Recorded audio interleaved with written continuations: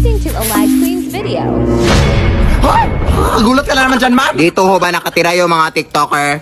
Dito po. Ay, ikaw ba yung albularyo na nachatan ko sa messenger?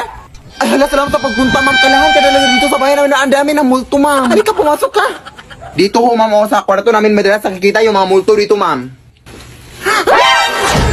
Grabe nga talaga, nakakatakot yung mga multo dito sa bahay niyo. Ay, anak ko po yan, ma'am. Ay, ganun ba?